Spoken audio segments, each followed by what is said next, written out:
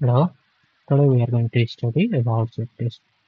Firstly, we must know about the Z test. Z test भनेको के हुँदो रहेछ? It is a statistical method used for a comparison of a mean in a sample from a normally distributed population or between two independent samples. फर्स्टमा त हामीले के थाहा हुनु पर्यो? Z test के गर्न युज हुँदो रहेछ? Z test is a statistical method which is used for a comparison of a mean. Meanहरु कम्पेयर गरिरहेको छ भनेपछि then we have to use Z test. अब कस्तो कन्डिसनमा युज हुन्छ in a sample from a normally distributed population or between two independent sample भनेको छ. अब normally distributed population बाट sample लिनु पर्यो. फर्स्टली त हामीले यसको लागि के बुझ्नु पर्यो? We need to know about normal distribution. कस्तो टाइपमा हाम्रो कस्तो बेलामा नर्मल डिस्ट्रिब्युसन छ भन्न सकिन्छ सपोज हामीसँग डिफ्रेन्ट सिरिज अफ डाटा छ त्यो डाटाहरूलाई हामीले पिपी प्लट क्युक्यू प्लटहरूमा प्लट गरिरहेको छ र समहाउ हाम्रो डाटा पोइन्ट यस्तो आयो यो भनेको डाटा पोइन्ट भयो अनि यसलाई हामीले एउटा स्ट्रेट लाइन तान्यौँ भनेपछि समहाउ अब यो डाटाहरू यो पोइन्टहरू अब समहाउ यो स्ट्रेट लाइनको नियर अथवा यो स्ट्रेट लाइन भित्र पर्यो भनेपछि वी क्यान से दैट त्यो जुन हाम्रो डाटाहरू छ नि त्यसलाई हामीले के गरिरहेको छ they are following normal distribution follow गरिरहेको छ भनेर भन्न सकिन्छ यो भनेको त सिम्पल एउटा नर्मल डिस्ट्रिब्युसन चेक गर्ने प्रोसिड्युर भयो अब हाम्रो के रहेछ जेड टेस्ट भनेको Z test is a statistical method which is use for a comparison of a mean in a sample from a normally distributed population हुनु पर्यो अर बिट्विन टु इन्डिपेन्डेन्ट स्याम्पलहरू छ भने पनि we can use Z test त्यसै गरेर we have a condition to use Z test अब कुन कन्डिसनमा हामीले जेड टेस्ट युज गर्न मिल्दो रहेछ when the population standard deviation is known first त पपुलेसन स्ट्यान्डर्ड डेभिएसन के हुनु पर्यो हामीलाई थाहा हुनु पर्यो त्यस्तै गरेर स्याम्पल साइज लार्ज कति हुँदो रहेछ टिपिकल्ली ग्रेटर देन 30 भयो भनेपछि we can use Z test अनि अर्को नेक्स्ट कन्डिसन भनेको के हुँदो रहेछ when the data is randomly sample डाटाहरू के हुनु पर्यो ऱ्यान्डमली स्याम्पल भएको हुनु पर्यो एन्ड इन्डिपेन्डेन्ट एक आपसमा अब डिपेन्ड भएको छैन भनेपछि त्यो कन्डिसन नै के भयो इन्डिपेन्डेन्टको कन्डिसन भयो डाटाहरू रिलेटेड हुनु भएन एक आपसमा त्यस्तै गरेर टाइप्स अफ जेड टेस्ट भनेर भनेको छ टाइप्स अफ जेड टेस्ट भनेको एउटा भनेको one sample Z test next one is two sample Z test अनि third one is Z test for proportion one sample Z test भनेको के हुन्छ भनेपछि it is used to compare the mean of a single sample to a known population mean भएको condition छ भनेपछि then we have to use one sample Z test whereas two sample Z test use हुने भनेको basically त किन use हुन्छ it is used to compare mean of a two independent sample दुईटा independent स्याम्पलहरूको मिनहरू compare गर्दैछ भनेपछि then we can use two sample Z test one sample Z testमा हुने भनेको एउटा के छ एउटा भनेको लेफ्ट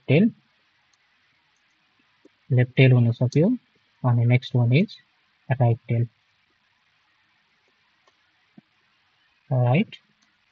टेल यो भनेको different type of one sample Z test भयो लेफ्ट टेल राइट टेल भनेर हामीसँग हुने भनेको यो भनेको हाम्रो के भयो this is one sample Z test अब हाम्रो के हुन्छ भनेपछि लेफ्ट टेल भनेपछि सपोज हामीसँग यस्तो टाइपको अब हाम्रो जेड टेस्टमा हुने भनेको बेल सेप कप छ किन बेल सेप कप हुन्छ बिकज अब जेड टेस्ट भनेको स्ट्यान्डर्ड नर्मल डिस्ट्रिब्युसन हुन्छ जसमा मिन भनेको 0 र स्ट्यान्डर्ड डेभिएसन सिग्मा भनेको 1 हुन्छ so it have a bell shape curve है यो भनेको सपोज हामीसँग बेल सेप कर्व छ यहाँ हाम्रो -1 यो पोइन्ट भनेको -1 भयो सिमिलरली नेक्स्ट पोइन्ट भनेको -2 अनि नेक्स्ट पोइन्ट भनेको -3 के गर्दै जानु सक्नु यो साइडमा भनेको पोजिटिभ हुन्छ यो भनेको 1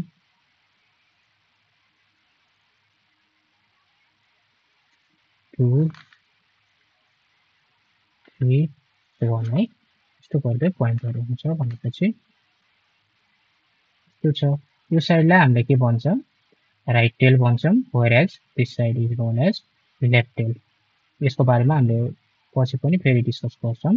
बट अहिले बुझ्नको लागि के हुँदो रहेछ नेगेटिभ पोइन्टहरू भएको पोइन्टहरूलाई नेगेटिभ पोइन्टहरू छ नि त यसमा यो भनेको लेफ्ट टेलमा जहिले पनि के हुँदो रहेछ नेगेटिभ पोइन्टहरू हुँदो रहेछ भनेर सम्झिनु पर्यो राइट टेलमा के हुँदो रहेछ देयर इज पोजिटिभ भ्यालु अब यसमा हाम्रो यो भनेको के हुन्छ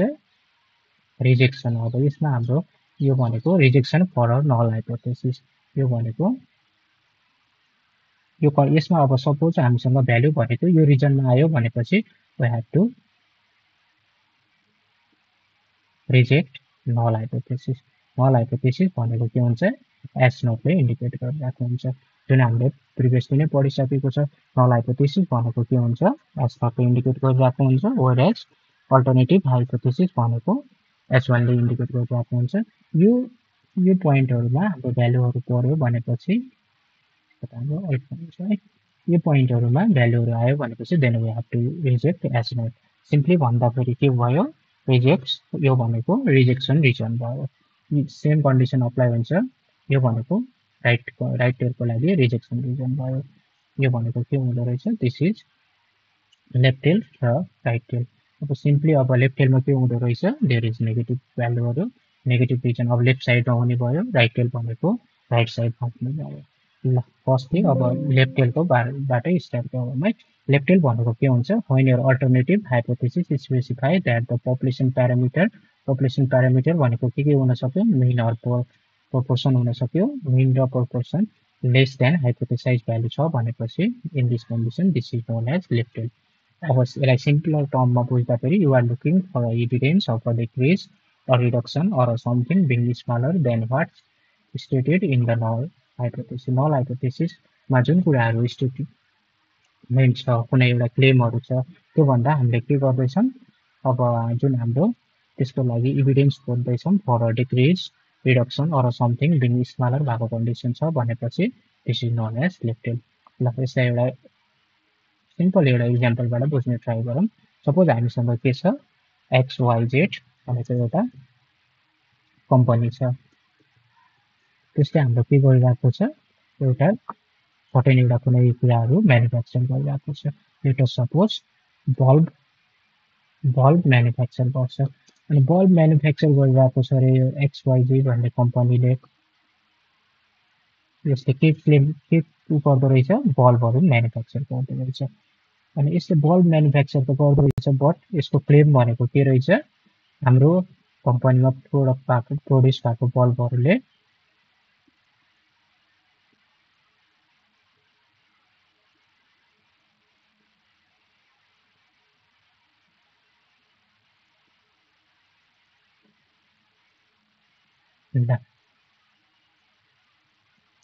हाम्रो कम्पनीमा प्रोड्युस भएको बल्बहरूले 10,000 आवरसम्म काम गर्दो रहेछ भनेर त्यो कम्पनीले क्लेम गरिरहेको छ अनि एउटा अब क्वालिटी कन्ट्रोल इन्सपेक्टर आयो अरे त्यसले अब के गरिरहेको छ त्यो बल्ब म्यानुफ्याक्चर कम्पनी जुन XYZ भन्ने एउटा कम्पनी थियो त्यो कम्पनीबाट 50वटा बल्बको स्याम्पलहरू ल्यायो 50वटा बल्बको स्याम्पल ल्यायो अनि त्यसको हाम्रो के गर्यो एभरेज वर्किङ आवर कति आवरसम्म काम गर्दो रहेछ भनेर चेक गर्दाखेरि के फाइन्ड आउट भयो भनेपछि 9,000 मात्रै 9,000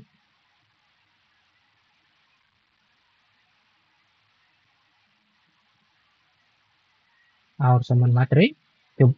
बल्बहरूले काम गरेको थाहा भयो भनेपछि यसमा के भयो यो 10,000 आवर भनेको यो भनेको हाइपोथेसाइज भ्यालु भयो हाइपोथेसाइज भ्यालु भनेको के हुँदो रहेछ जुन पनि कुनै पनि एउटा कम्पनीहरूले जे क्लेम गरिरहेको छ नि त्यो कम्पनीहरूको क्लेमलाई नै हामीले हाइपोथेसाइज भ्यालु भनेर भन्छ वेयरएज अब यो 9,000 आवर 50वटा जुन स्याम्पलहरू ल्याएर 9,000 आवर मात्रै काम गरेको रहेछ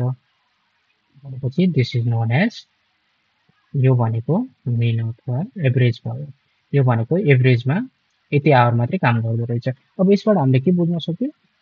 यो जुन XYZ भन्ने एउटा कम्पनी थियो त्यसले बल्ब त म्यानुफ्याक्चर गर्यो बल्ब म्यानुफ्याक्चर गर्दाखेरि त्यसले के क्लेम गरिरहेको थियो हाइपोथेसाइज भ्यालु भनेको 10,000 आवरसम्म त्यो बल्बहरूले काम गर्छ भनेर भनेको थियो वेयरएज हामीले एक्चुअली 50वटा बल्बहरूको स्याम्पलहरू ल्याएर टेस्ट गर्दाखेरि के भयो 9,000 आवर मात्रै काम गर्यो जुन हाम्रो हाइपोथेसाइज भ्यालु छ नि त्योभन्दा त के हुँदो रहेछ एक्चुअली कम काम गरेको रहेछ नि त त्यो बल्बहरूले। अब जुन हाम्रो 10,000 आवर काम गर्छ भनेको थियो त्यो बल्बले, बट एक्चुअली त के भयो 9,000 आवरसम्म मात्रै त्यो बल्बहरूले काम गर्यो भनेपछि यो कन्डिसनमा के भयो हाइपोथेसाइज भ्यालु भन्दा लेस भयो, सानो भयो। अब जुन हाम्रो स्टेटमेन्टमा भनेको थियो 10,000 आवरसम्म काम गर्छ त्यो भन्दा लेस भयो, so it is left tail. यो कन्डिसनमा हामीले के भन्नु पर्यो, यो भनेको लेफ्ट टेलको एउटा इक्जाम्पल भयो। सिम्पली अब सिम्पल ल्याङ्ग्वेजमा बुझ्नु पर्दाखेरि के हुनु पर्यो, कुनै पनि एउटा टेस्टेबल स्टेटमेन्ट भनेको हाइपोथेसिस भयो। अब कुनै पनि एउटा कम्पनीले क्लेम गरिरहेको छ, क्लेम गर्दाखेरि 10,000 आवर काम गरेको छ भनेर भनेको छ, बट एक्चुअली कति आवरसम्म काम गर्यो त्योभन्दा थोरै 9,000 आवरसम्म मात्रै काम गर्यो भनेपछि this is known as left tail. अब कुनै पनि अब हाइपोथेसाइज भ्यालु भन्दा हाम्रो मेनहरू कम छ भनेपछि then we can say that it is left tail. ल एउटा इक्जाम्पल छ, a company manufacture steel cable. के म्यानुफ्याक्चर गर्दो रहेछ, स्टिल केबलहरू म्यानुफ्याक्चर गर्दो रहेछ। They claim that the cable have a mean breaking strength of at least भनेको छ है, यहाँ बुझ्नु पर्यो एटलिस्ट 3,000 पाउन्ड। अब त्यसको के छ ब्रेकिङ स्ट्रेन्थ छ भनेर यो भनेको हाइपोथेसाइज भ्यालु भयो। जुन हामीले अब प्रिभियसली एउटा इक्जाम्पल गरेको थियो त्यो इक्जाम्पलमा के भनेको थियो हाइपोथेसाइज भ्यालु भनेर भनेको थियो। अब यो भनेको हाइपोथेसाइज भ्यालु भयो, जुन पनि कम्पनीको क्लेम भयो। के क्लेम गरिरहेको छ, त्यो केबलहरू जुन प्रोड्युस, अब जुन केबलहरू छ नि जुन त्यसले त्यो कम्पनीले म्यानुफ्याक्चर गरेको स्टिल केबलहरू त्यसले के गर्दो रहेछ, have a mean breaking strength of at least 3,000 pound भनेर भनेको छ। A quality control engineer is concerned that a recent batch of a raw material might lead to a weaker cable। अब यहाँ के भनेको छ क्वेसनबाटै बुझ्न सकिन्छ, lead to a weaker cable। He tested a random sample of 40 cables। 40 cables को random sample ल्यायो, sample size भयो यो भनेको from this batch and find their average breaking strength to be 2920 pound। अब हेर त यो भनेको के छ मेन भयो। अब एक्चुअली टेस्ट गर्दाखेरि यो भनेको के थियो, कम्पनीले हाइपोथेसाइज गरेको त 3,000 पाउन्डसम्म यसको ब्रेकिङ स्ट्रेन्थ छ भनेर भनेको थियो। वेयरएज अब एक्चुअली त के रहेछ 2920 पाउन्ड रहेछ नि त। यो भनेको के भयो 3,000 पाउन्ड भन्दा त 2920 भनेको त के भयो स्मलर भयो, थोरै भयो नि त। जुन क्लेम गरिरहेको त्यो क्लेम गरेको कुरा भन्दा थोरै भयो भनेपछि then we have to use left tail. अब यो लेफ्ट टेल हो भनेर बुझ्नु पर्यो। From a historical data the population standard deviation of a breaking strength of this cable is 150 pound. यो भनेको के भयो पपुलेसन स्ट्यान्डर्ड डेभिएसन। अब हिस्टोरिकल डाटा अनुसार के रहेछ, the population standard deviation of a breaking strength of this cable is 150 pound भनेर भनेको थियो। यो भनेको त अब के भयो पपुलेसन स्ट्यान्डर्ड डेभिएसन भयो। अब यो पपुलेसन स्ट्यान्डर्ड डेभिएसन भयो भनेपछि अब के भनेको छ हाम्रो क्वेसनमा, does this sample produce enough evidence to suggest that the mean breaking strength of this cable from this new batch is less than 3,000 pound। अब यो त हामीले टेस्ट गर्नुपर्ने छ, use a 1% level of significance भनेर भनेको छ। सिम्पली अब फर्स्टमा त यो क्वेसनहरू सल्भ गर्दाखेरि के गर्नु पर्यो, we need to setup a hypothesis. अब फर्स्टमा त हाइपोथेसिस सेटअप गर्नु पर्यो। हाइपोथेसिस सेटअप गर्दाखेरि के हुन्छ, एउटा भनेको नल हाइपोथेसिस हुन्छ अनि अर्को भनेको we have alternative hypothesis. Firstly त we need to set up null hypothesis. Null hypothesis set up गर्दाखेरि के हुन्छ, अब हाम्रो क्वेसनमै भनेको छ, अब a company manufacture a steel cable they claim that the cable have a mean breaking strength of at least भनेको छ, एटलिस्टमा ध्यान दिनु पर्यो। एटलिस्ट 3,000 पाउन्डसम्म यसको मेन ब्रेकिङ स्ट्रेन्थ छ। यो भनेको के भयो हाइपोथेसाइज भ्यालु, जुन कम्पनीले क्लेम गरिरहेको भ्यालु भयो। सो नल हाइपोथेसिस भनेको के हुनु पर्यो, mu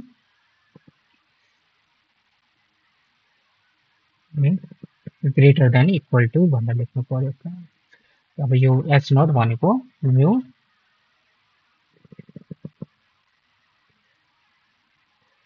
greater than equal to भनेर हामीसँग 3,000 पाउन्ड भनेर लेख्नु पर्यो। एटलिस्ट भनेपछि के भयो, त्यो म्यू भनेको हाम्रो 3,000 पाउन्ड भन्दा ग्रेटर हुन्छ भनेर लेख्नु पर्यो। सिन्स यो 3,000 £3,000 यो भनेको नल हाइपोथेसिस भयो। अब यसले के भन्न खोजिरहेको छ अस्ति हाम्रो नल हाइपोथेसिसले के भनेको थियो there is no significance difference भनेर। अब जुन हाम्रो कम्पनीले क्लेम गरिरहेको के छ एटलिस्ट £3,000 भनेको छ नि यो भनेको यसमा there is no significance difference. So simply हामीले के लेख्न सक्यो द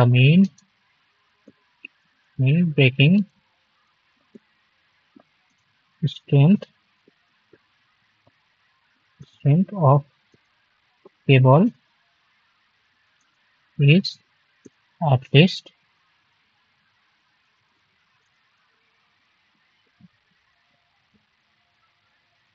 3,000 pounds.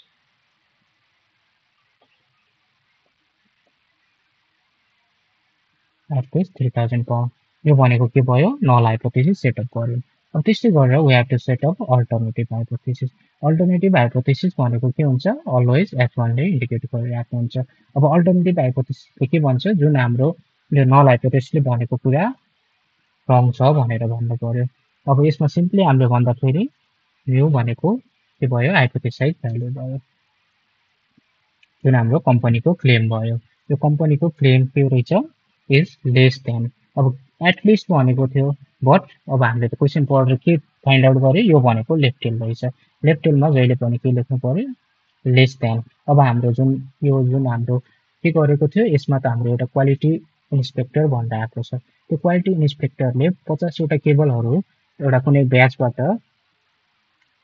अब इन्सपेक्ट गर्दाखेरि के पायो यसको मिन अथवा average breaking strength to be 2920 pound भनेको छ नि त। Simply we have to use left tail. Left टेलमा 3000 pound 3000 pound.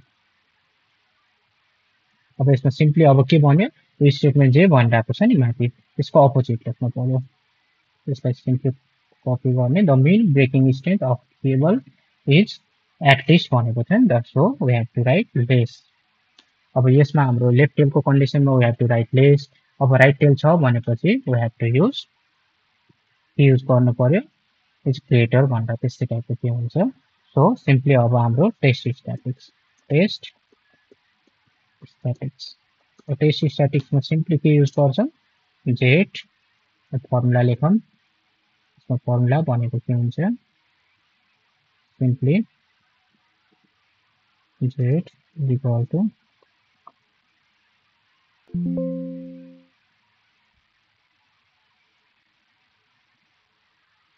x bar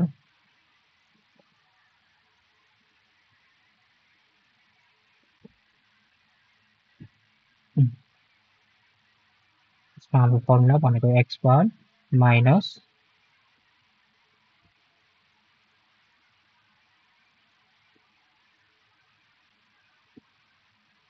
mu naught divided by अब sigma upon root under n भनेर हुन्छ है। यो भनेको sigma upon root under n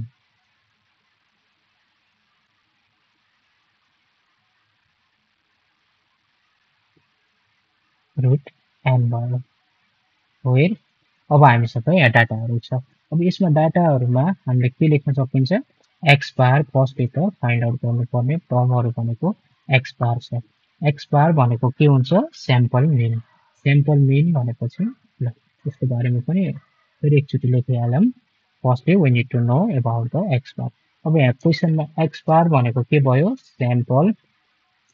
mean. Sample mean भनेको क्वेसनमा गिभन छ। अब हाम्रो के गरेको थियो 50 वटा केबलहरूको ब्रेकिङ स्ट्रेन्थ त अब एउटा चेक भएको थियो नि त। त्यो चेक हुँदाखेरि कति आएको थियो 2920 पाउन्ड आएको थियो। सो स्याम्पल मिन भनेको 2920 हुने भयो। सिमिलरली अब अर्को हाम्रो के हुन्छ म्यू नट भनेको छ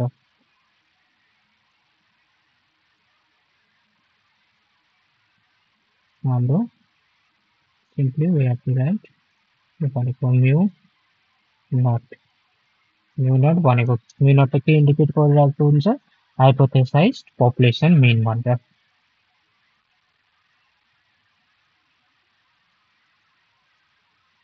हाइपोथेसाइज्ड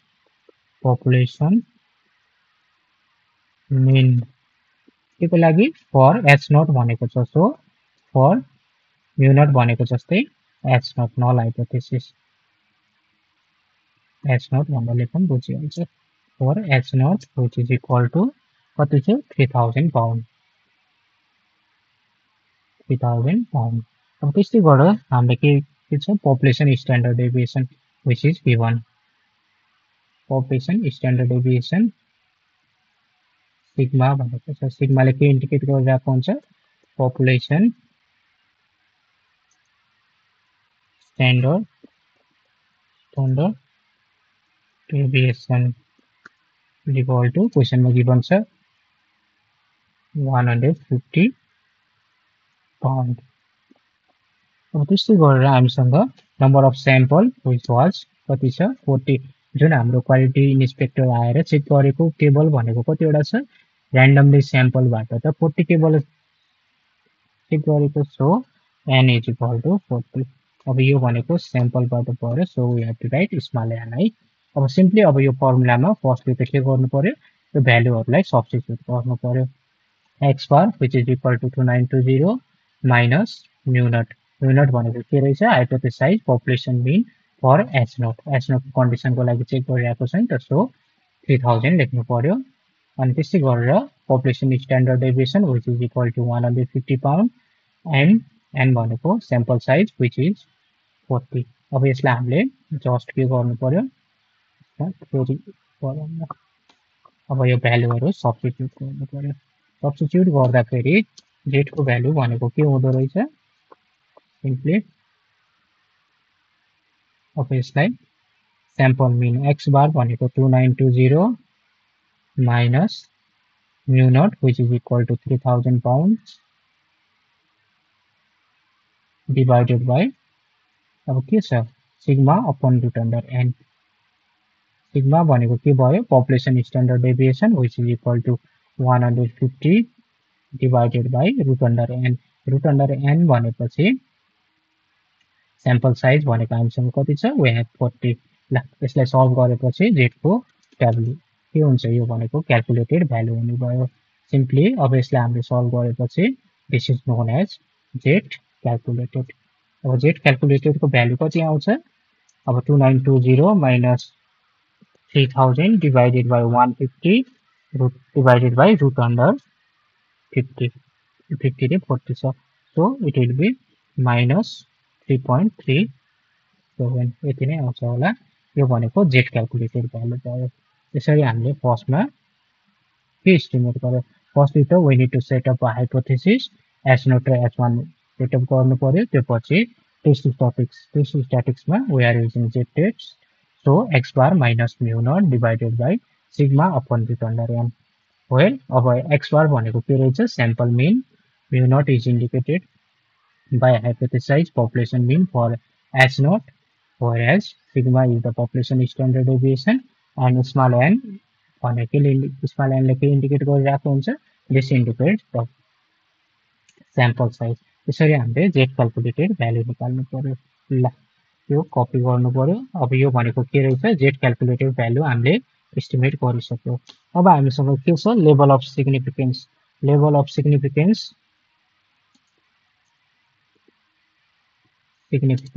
अब क्वेशनमा गिवन छ भनेपछि we have to use that else we can use 0.05 अब यहाँ हाम्रो क्वेशनमा के भनेको छ 1% level of significance so level of significance भनेपछि कति छ 1% equal to